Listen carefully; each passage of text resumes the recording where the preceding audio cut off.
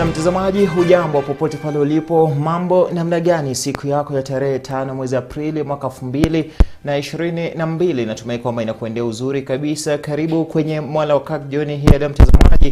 Upo na mimi Vincent kwenye lugha ya ishara, mtoto wa kike fresha. Mtazamaji, tunayo kuandalia siku hii ya leo, kubwa zaidi likiwa ni kuhusiana na uhaba wa mafuta nchini ambao unazidi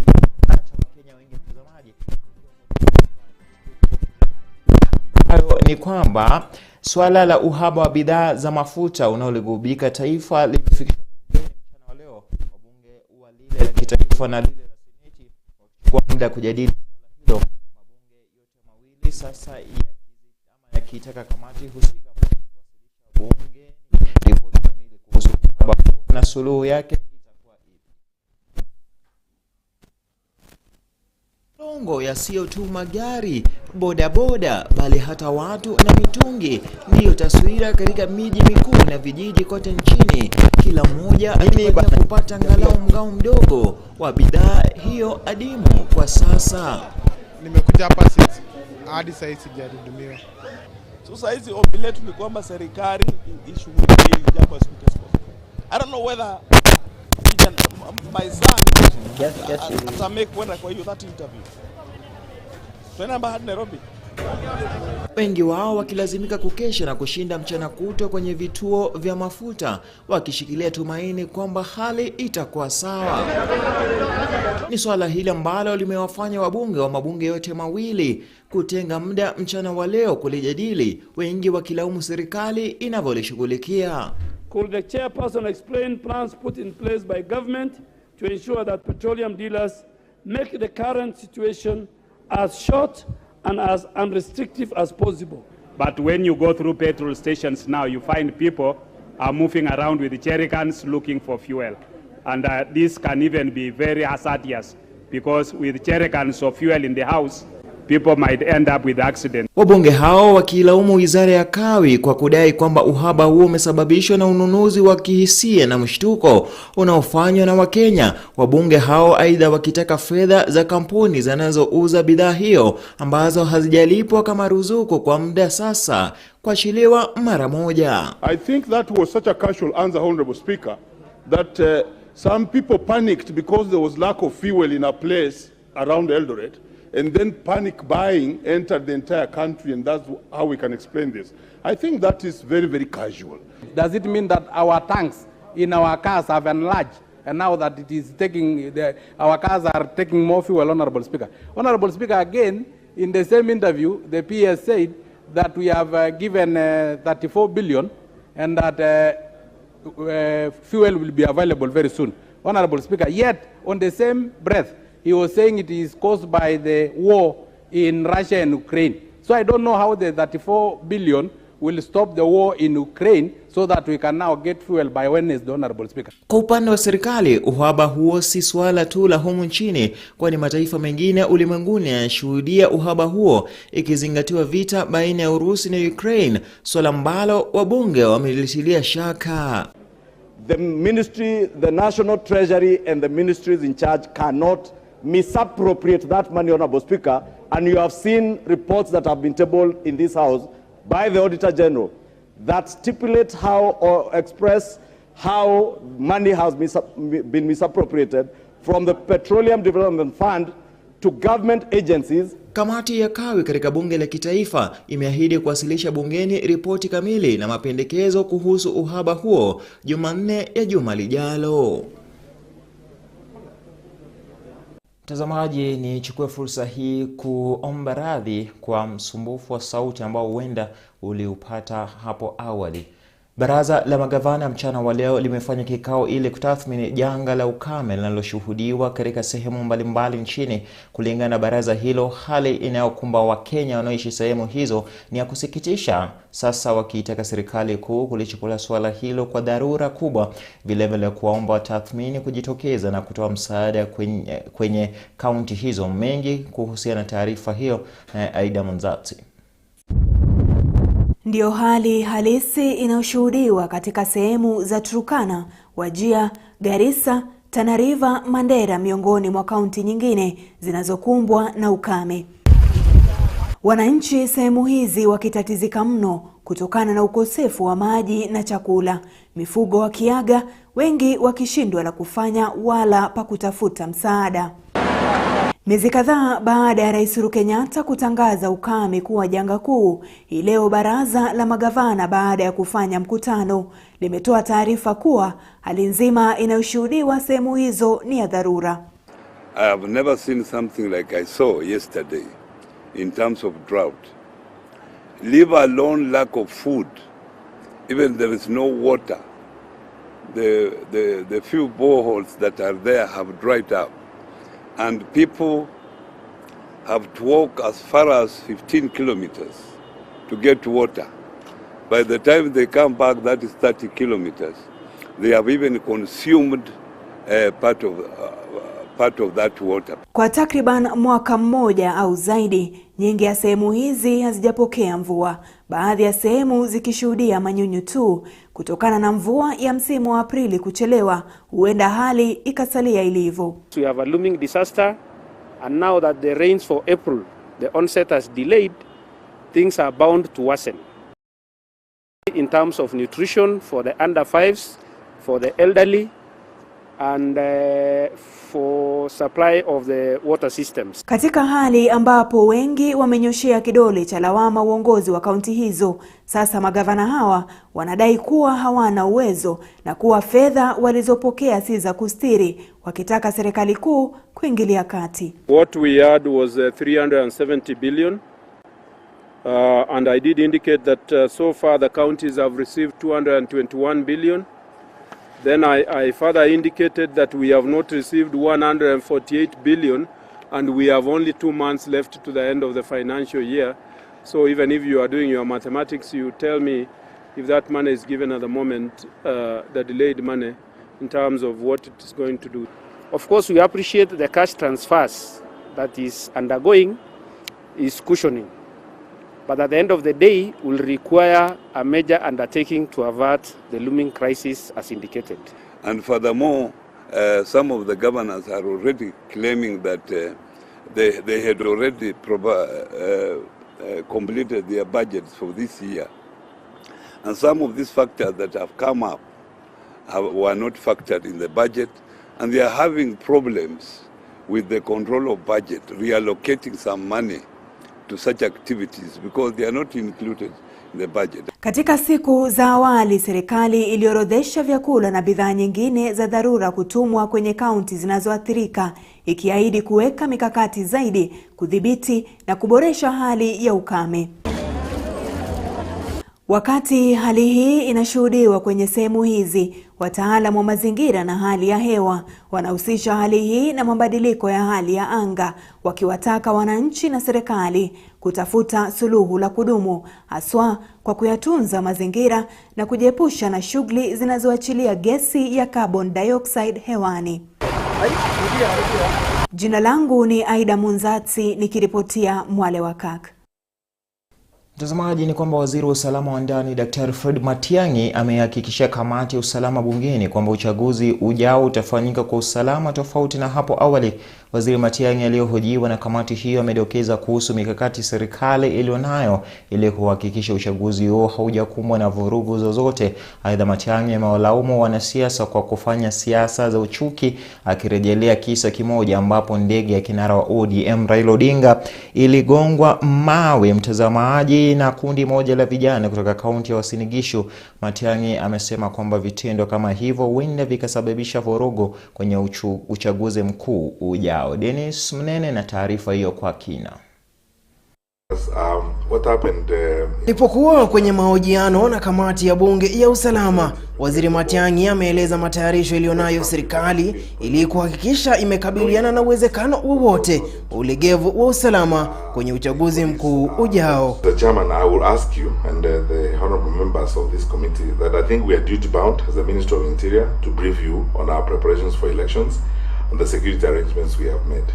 We have more resources than we had in 2017. We have more personnel than we had.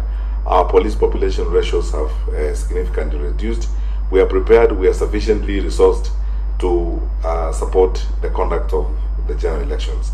I, however, must hasten to add that The conduct of elections is not our responsibility, it's the responsibility of the IBC. We will support the IBC to ensure that they conduct the elections. Where we'll be called upon to provide services, we will provide services. Waziri Matiang'i kwenye mahojiano hayo akisifia hatua za serikali za kuhakikisha kwamba uchaguzi ujao umefanyika kwa usalama.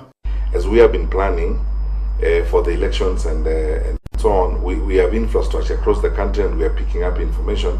Aidha, Waziri Matiang'i amewashtumu vikali wanasiasa kwa kufanya siasa za chuki, huku akisema kwamba vitendo kama hivyo na hatua kama hizo huenda zikaiponza mipango ya serikali. Matiang'i aliyekuwa akirejelea visa vya hivi karibuni vya wanasiasa kuvamiwa na makundi ya vijana, cha hivi karibuni kikiwa kile cha Raila Odinga, amesema kuwa wanasiasa ndiyo wakulaumiwa kwa kuwahonga na hata kukodi na kuwabeba makundi ya vijana. I say this very openly and sincerely to you as the committee in charge of security. What we have picked up that is going to be a danger in this year's campaign process and elections is voter bribery and the renting of groups of people, young groups of people and so on, who are being paid money, whether they are border ferried from one end to another end. That is going to become a problem. And if it doesn't stop as you move along towards the elections, because every group will be mobilizing and every group will be renting their own, motorcycles and their own border people, the clashes will intensify. So it's upon us as leaders to decide how we are going to conduct ourselves, because all those things we are seeing, like what we saw in Wasingishu, it's indisputable. All those fellows who were arrested, they had money. How can it be coincidental that you are carrying thousands of shillings broken in 50 shilling notes?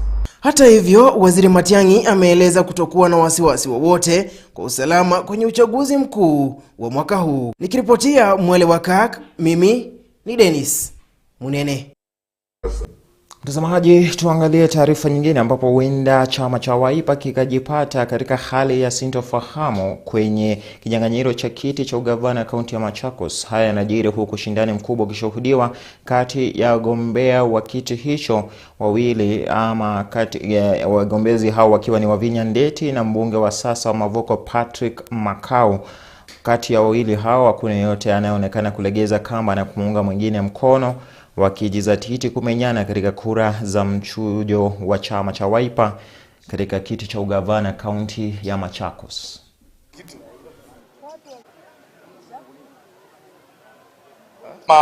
Wanachama wa Wiper Machakos County, na tumekuja kwamba tunataka tuzindikishe kwamba chama ya Wiper itupe sisi ambao tunapigania hiki kiti cha ugavana Machakos County usawa wa kufanya ile inaitwa party primaries. Na sisi tunaamini kama wanachama hatutakubali mtu apewe direct nomination, kwa sababu kuna wengine ambao ninashindana na hao. Yule mpinzani wangu anasema kwamba ashapewa hii tikiti, na ndio tumeungana hapa tukiwa wanachama wa Wiper Machakos County tuseme kwamba sisi haitakuwa vizuri. Tunampenda party leader wetu na hata tunamshukuru kwa kushikana na Raila Amolo Odinga katika azimio la umoja, wakaunda ile inaitwa azimio la umoja One Kenya Alliance.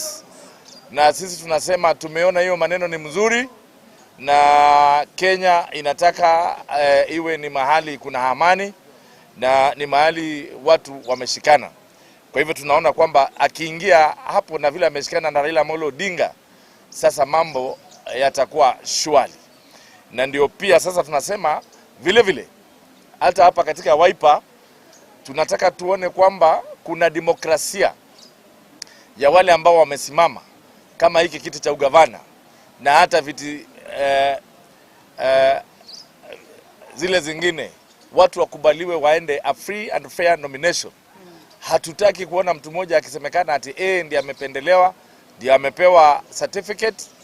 Kwa hivyo kwa kimoja sisi kama wana Machakos tunasema Wiper ipeane free and fair nominations.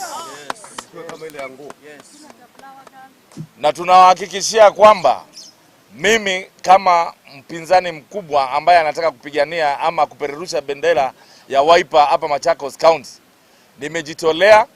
Nimekaa Wiper miaka yote kutoka Wiper izaliwe, na mimi nasema niko tayari tuende tukafanye mchujo, na sitaki hata nipendelewe, sitaki nipewe hiyo direct nomination. Na pia huyo mpinzani wangu pia namwambia vile vile akubali tuende, either tutumie party list ama tutumie ile inaitwa universal suffrage, yani IBC. Nikitazama kwenye saa yangu hapa ni dakika 18 baada ya saa 1 jioni. Tuna mapumziko mafupi, turejee na taarifa nyingine katika awamu ya pili. Usiende mbali.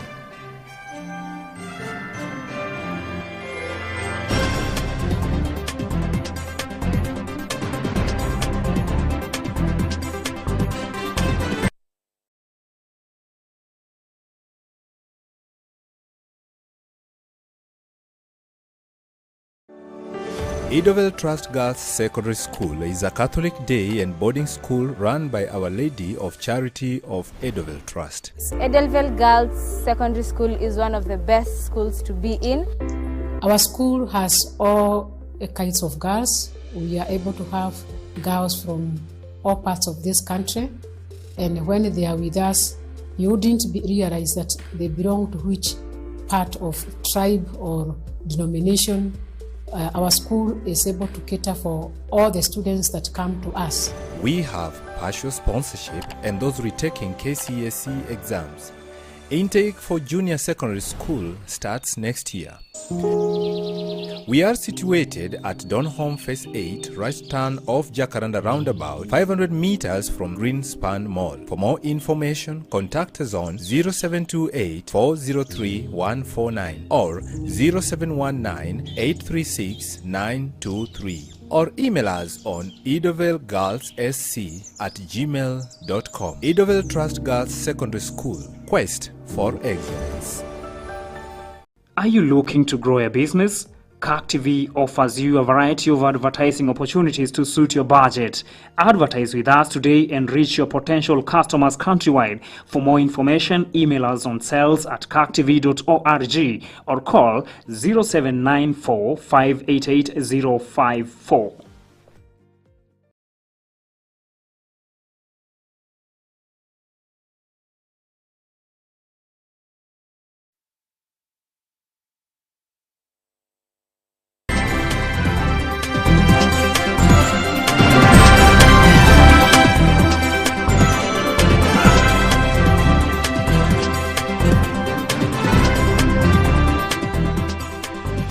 Karibu tena mtazamaji. Ni kwamba wakati huu wanasiasa kutoka vyama mbalimbali wanajiandaa kumenyana na wapinzani wao kwenye uchaguzi mkuu ujao. Sasa wanasiasa wa chama cha Pamoja African Alliance Party kinachoongozwa na gavana wa kaunti ya Kilifi Amason Kingi wametaka uongozi wa chama hicho kuhakikisha kuwa wamemenyana ama wamefanya mchujo ulio wa haki na usawa.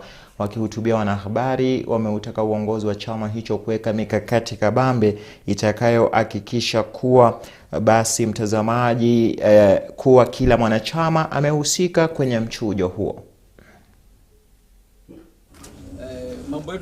Tujenge chama chetu, tujenge viongozi wetu, tukuze. Asante. Kwa majina mimi naitwa Magdalene Tuva. Kwa sasa hivi na coordinate program za Pamoja African Alliance pa Kilifi South. Nataka kusema hivi. Pa tumejipanga, tuko tayari na mchujo na hata August 9th tutachukua almost 80% of the total MCAs ndani ya Kilifi South. Nasema hivyo kwa sababu gani? Hizi nguvu ambazo ziko hapa. Hapa kuna serving MCAs, kuna nominated MCAs, kuna wale aspiring MCAs. Na for the first time ndani ya Kilifi hapa, watu walikuwa wanasema ni ngome ya ODM. Na hawa wote walikuwa huko na wakapita ndani ya chama cha ODM kikiwa kimetoka kule. Na sasa hivi huyu ni mtoto wetu ambao amezaliwa hapa, ingawaje ni chama cha kitaifa. Ni nini kitatufanya sisi tusicollect 100% ndani ya Kilifi? Na hiyo ndio nguvu ambayo ninayo, kwa sababu ninajua kwamba kama ni mikakati tuko navyo, tumejipanga, tuko kwa ground almost every day. Na ndio sababu tunasema sisi wanapaa, tutapaa ndani ya Kilifi na Coast Region na Kenya nzima, kwa sababu tuko na mikakati mizuri. Tumejumumlika na mambo mengi ambayo yamefanyika kwa miaka 5 bila sisi kuhusishwa. Kuna taratibu nyingi ambazo tungekuwa kama tuko katika uongozi tungekuwa tumeyapata. Kama watu wa Kilifi sasa tunaona tumebaguliwa, tumewekwa kando. Hatujaona maendeleo yote ya huyu mbunge aliyeko sasa ambaye anaitwa Kenchonga. Ndio maana mimi nikaamua kuingia kwenye kinyang'anyiro hichi ili kusudi niwe mwadilifu, niwatendee haki watu wangu wa Kilifi South. Si jambo jingine, ni uadilifu.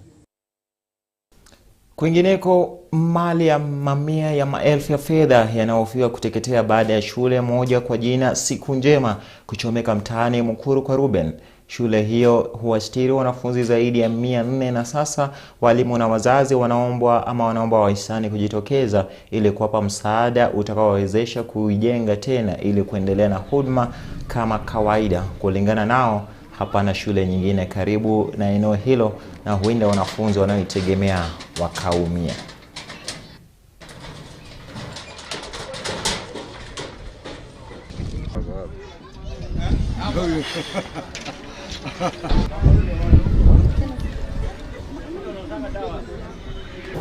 Kitu kama saa 4 ya usiku na nusu, na tunataka kushukuru sana rais wa nchi hii kwa sababu ya kutengeneza barabara sana, kwa sababu mazima moto waliweza kufika hapa na kwa mbio na wakaweza kuzima moto. Polisi walikuwa wengi pia, tunawashukuru. Hapa tuko na wanafunzi 450 na 450 kwa hii shule. Hapa karibu hakuna shule ingine inaweza patikana hapa karibu. Ni hii shule tu ambapo imebeba wanafunzi wengi wa hii kijiji ya Ruben. Ambapo tuko na tumaini tukipata usaidizi tutaweza kurudi na tutarejelea na masomo yetu kama venye ilikuwa. Wanaumia pia watoto.